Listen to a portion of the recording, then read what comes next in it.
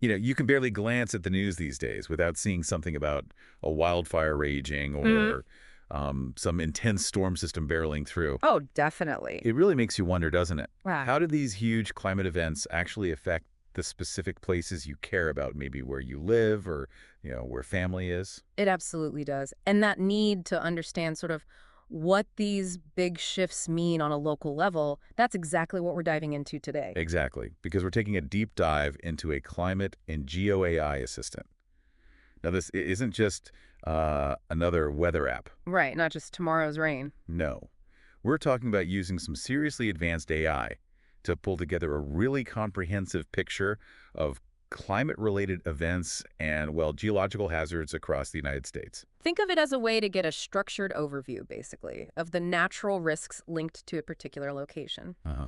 So whether you're thinking about moving somewhere new, trying to wrap your head around insurance needs, or you're just plain curious, Yeah, just wondering. this kind of tool could offer some really valuable insights. And what's fascinating is where this assistant gets its information. We're not talking about guessing games here. No, not at all. It's powered by Google's Gemini model, which is, Mm. well, it's pretty sophisticated tech in itself. It is. But it also taps into a whole range of really authoritative Right, sources. like the USGS API. That's the U.S. Geological Survey. Yep, the folks who study everything from mountains to earthquakes, they're a key source for understanding the physical landscape, potential geological events, Okay. that sort of thing. And that's just the start. Nope. It also pulls in data from NOAA's Climate Prediction Center. Hmm. They're the ones doing forecasts, looking at longer-term climate trends. Right, the bigger picture stuff. And then there are the records from the State Climate Extremes Committee, SCEC. SCEC, yeah. That gives us historical data like record highs and lows, extreme rainfall. Gotcha. Plus, it's built to be flexible, so it can potentially pull in other up-to-date forecasts and external data as well. So it's really aiming to create like a well-rounded understanding by drawing on the expertise of all these different scientific groups. That's the idea, synthesizing it all. Okay, so we know what it's trying to achieve and where it gets its data, but how does it actually do it? What are the clever techniques that make this assistant work? Well, a really foundational element is something called conscious prompting. Conscious prompting. Yeah. Now, that might sound a bit technical, but it really just comes down to giving the AI very clear, very specific instructions. Okay, let's unpack this a bit. It's not just like asking a search engine a quick question then. No, not really. Conscious prompting involves carefully crafting the questions and the instructions you give to the AI model. How so? Well, for example, it's told exactly how to interpret different kinds of information, different parameters you might give it. It's even shown examples of how to reason through a problem step by step. Oh, okay. This helps it know, say, when it needs to automatically go and fetch information from those external sources we mentioned, like USGS or NOAA. So it's like giving it a really detailed roadmap before it even starts looking for answers. Is that kind of the idea? Precisely, a good way to put it. And it's also designed to handle potential hiccups. Like what? Well, like if a particular data source isn't available right at the moment, Mhm. instead of just, throwing its hands up or giving an error, Right. it's programmed to deal with that gracefully. It'll try to provide you with the information it can access, even if one piece is missing. That's a smart way to build it, definitely. Yeah. What about dealing with all the scientific jargon? And, different organizations might present data differently. Mhm. Dates, acronyms. Yeah, that's where things like handling acronyms and date formats come in. Good point. So how does it manage that? The system is designed to recognize common climate-related abbreviations like SPI, that stands for the Standardized Precipitation Index used for drought, Okay, and it'll actually spell them out for you in the answer, so you don't need to be an expert to understand it. that's helpful.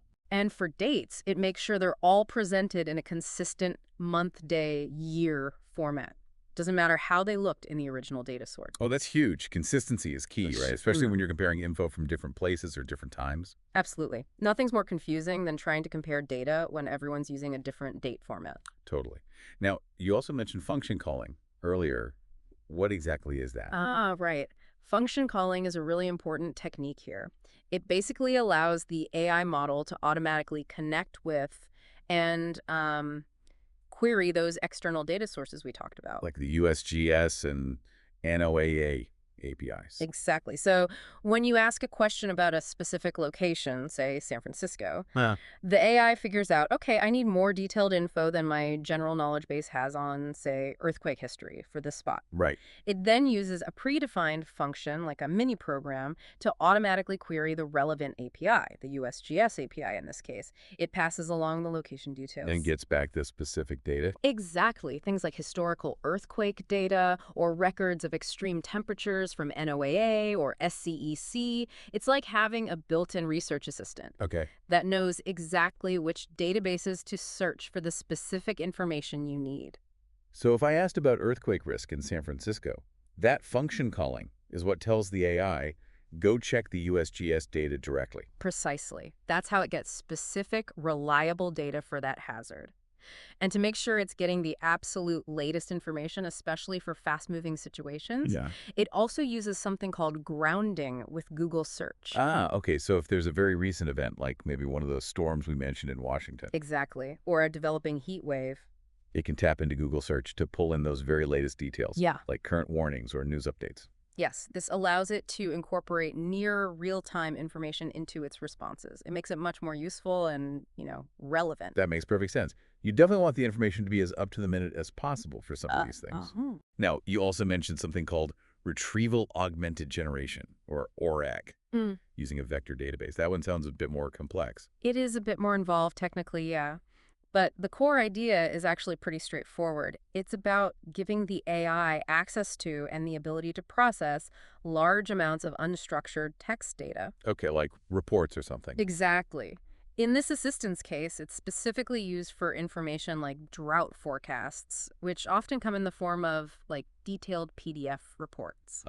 Those dense government PDFs. Right. Now, reading through those to find what's relevant to your specific area can take ages. Tell me about it.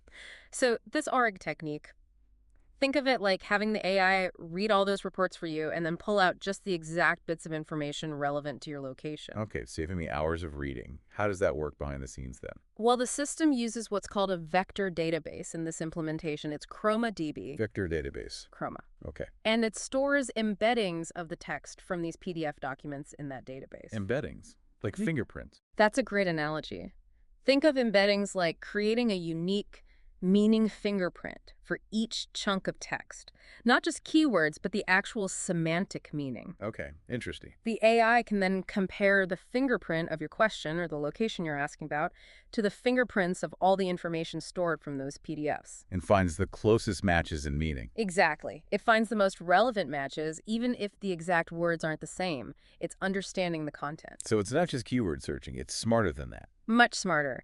And then the augmented generation part kicks in. Right, the AG in RAG. The AI uses this retrieved, relevant information to generate a more informed, more detailed answer to your specific question about drought conditions in that area. Wow. So it finds the right paragraphs in those long reports and uses them to build the answer? That's the essence of it. It's particularly valuable for complex, detailed info like regional drought forecasts.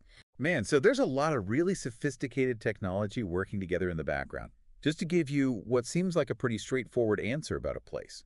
It really is quite a bit under the hood. It's a great example of how far AI has come in being able to, pull together information from all sorts of different sources, APIs, documents, web search, and synthesize it into useful insights. So after all this talk about the tech, the prompting, the function calls, RAD, what does this actually look like when you use it? Can you maybe walk us through an example, like how this climate and Geo AI Assistant might respond if I ask about a specific place? Absolutely. Let's take Sitka, Alaska. Seems like a good remote example. Okay, Sitka. What happens if I just ask, what about Sitka, Alaska? All right, so the assistant would go through that whole process we just described. First, the conscious prompting helps it understand you want a general overview of climate and geo risks for Sitka. Right. Then, function calling kicks in.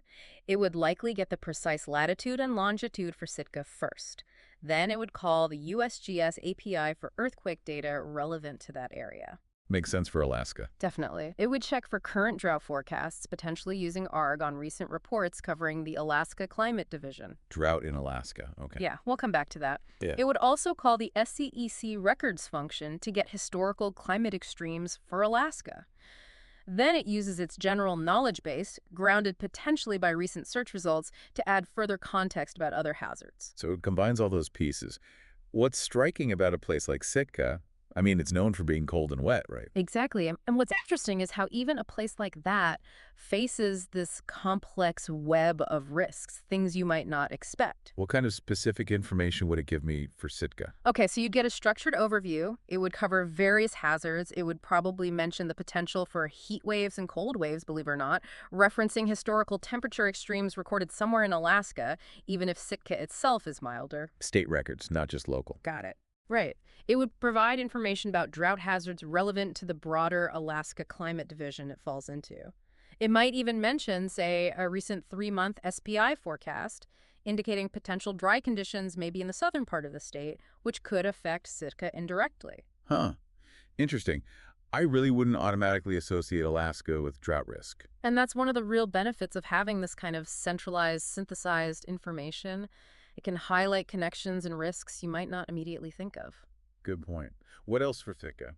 Well, the response would likely cover the risk of wildfires. Even in coastal Alaska. Even there, conditions can change, especially with broader climate shifts. It would also detail the vulnerability to flooding thick-V rainfall events, coastal storms, and definitely the risks associated with sea level rise along the coast, Okay. and various types of storms common to the region. And given Alaska's location, sitting right on a major tectonic plate boundary, I imagine earthquakes are a pretty significant concern mentioned. Oh, definitely, a major one. The assistant would provide info about the seismic activity in the region, potentially even listing recent significant earthquakes near Sitka from that USGS data. Right. It would also likely touch on the susceptibility to landslides, especially with the mountainous terrain and precipitation patterns there, Makes sense. and maybe the broader impacts of glacial melting, how that contributes to sea levels and affects the local environment. It might even pull out some interesting historical data point, like, the record for the greatest 24-hour snowfall ever recorded in Alaska, just for context. Wow, so a really comprehensive picture, pulling all these different threads together for one place. That's the goal. What about another example? Maybe somewhere in the lower 48, California, perhaps. Sure, let's consider Rio Dell, California, up in Humboldt County. Okay, Rio Dell. What would the assistant say about that? So again, you'd get that structured overview. It would discuss the risks of heat waves and cold waves in California, probably referencing the state's historical temperature extremes from SCEC. High highs and occasional frost lows. Right. It would detail the drought conditions, likely referencing the Southwest Climate Division, or maybe even the U.S. Drought Monitor map data, potentially pulled in via RRAG or grounding. Drought's a perennial issue there. Very much so. And interestingly, even though Rio Dell isn't directly on the coast, the report might mention vulnerability related to sea level rise. How so? Indirectly. Yeah, indirectly. Think about impacts on water resources tied to, say, snowpack, melt from the mountains, which is affected by broader climate patterns, including those influencing sea level. It highlights the interconnectedness. Ah, okay. That's a subtle but important link. Hmm. And wildfires, obviously a massive concern in California. I assume that's prominent for Rio Dell. Absolutely. Huge factor. It would highlight the significant wildfire risk in that region, especially given the dry summers and potential for windy conditions. That would be front and center. Right. What else? Yeah. It would also cover the potential for flooding, usually from heavy winter rainfall events in that area, the indirect impacts of sea level rise we just touched on, and the various types of storms, like atmospheric rivers, that can affect Northern California. And being California, Yeah. the big one is always on people's minds, earthquakes. Exactly. Given California's well-known seismic activity, especially Northern Don't California. hear the Cascadia zone, too. Precisely. The assistant would provide information about the earthquake risk in the Rio Dell area, very likely listing significant recent or historical seismic events nearby using that USGS function call. Okay. It would also probably mention landslide susceptibility. It's hilly terrain, gets heavy rain sometimes. Yeah. And again, maybe that broader context of glacial melting in the Sierra Nevada and its long-term effects on water availability for the whole state. And like with Alaska, it'd probably include some relevant state records, like a maximum 24-hour snowfall or snow depth, just for historical context. It really sounds like it's designed to give you this well-rounded understanding of the whole suite of natural hazards for any specific location you're curious about in the U.S. That's precisely the aim, yeah. And importantly, it also knows its limits. How do you mean? Well, If you were to ask about a location outside of the United States, say Paris, France, Right. the assistant is programmed to politely inform you that it can currently only provide this detailed information for locations within the US. Ah, okay. That's a good and necessary boundary to have in place. Keeps it focused. Right. It manages expectations. So we've seen what this climate and Geo AI assistant can do right now, which is pretty impressive. But what does the future hold? Where could this kind of technology go next? Yeah, there are quite a few exciting possibilities for future development. On the more immediate technical side, there are always ongoing efforts to refine the underlying code. Like bug fixes and improvements. Exactly. For instance, making absolutely sure that date formats are perfectly consistent across every single data source it might pull from. There's also, apparently, a known minor issue with the Chroma database integration that occasionally affects the drought forecast info. So, fixing things like that. Always those little technical details to iron out. Always. There's also work on making the system more efficient, optimizing token usage, which relates to processing power and cost, Ah. and on developing better ways to automatically evaluate the quality and accuracy of its responses. That's a big area in AI generally. Self-checking, kind of. Sort of, yeah. Another really interesting area is fine-tuning the AI model itself. How so? While feeding it more specific geographical and climatological terminology, training it more deeply on the nuances of this specific domain, that could really improve its understanding and the sophistication of its answers, make it even more of a geo-expert AI. Definitely. I could also see potential for incorporating image understanding down the line. Oh, yeah. Like what? Like maybe you could analyze maps, satellite imagery, floodplain maps, fire risk maps, that sort of visual data. Absolutely. That would be a huge leap. And expanding the range of functions it can call upon seems like a natural next step, too. Like adding more data sources. Yeah, or integrating with other services. Mm. You mentioned Google Maps geocoding earlier. Maybe using that for even more precise location finding or getting neighborhood level details. Right. And you can imagine integrating with other useful services, too, like real-time weather feeds for immediate conditions. Or even, thinking practically, real estate platform. Exactly. Imagine being able to see a quick summary of climate risks directly within a property listing online. Wow. Yeah. That'd be powerful. And just the broader field of AI is advancing so incredibly rapidly. You hear about Google's newer models like Gemini 2.5 Pro and Flash. Yeah, the recent announcements. Right. Those models are likely even more capable. Plus, things like their agent development kit. It all points to a future with even more sophisticated, more autonomous AI assistants like this one, capable of handling more complex tasks. It really does feel like we're just scratching the surface of what's possible with this kind of AI applied to environmental understanding. I think that's right. This climate and Geo AI assistant, it provides a really interesting framework, the core techniques. The conscious prompting, function calling, grounding, the RAG. Exactly. That whole approach could be adapted and applied to all sorts of other areas of knowledge, other complex domains, and maybe expanded geographically beyond the US eventually. Yeah, you could see this being used for, I don't know, analyzing economic data or medical research or anything complex. Potentially, yeah. The underlying methodology is quite powerful for information synthesis. So as we wrap up this deep dive then, it seems pretty clear that AI is becoming an increasingly powerful tool, not just for looking at big global climate models, but for understanding these really complex environmental issues, and crucially, how they specifically impact the places you care about. That localized insight is key. Yeah. It really makes you think about how these technologies will keep developing and what other specific questions or concerns they might be able to help us address in the future. It's not just about the abstract global picture anymore, is it? It's about getting those specific localized insights that really matter to you, right where you live or where you might want to live. Bringing that complex data down to a personal, actionable level. That's the promise here.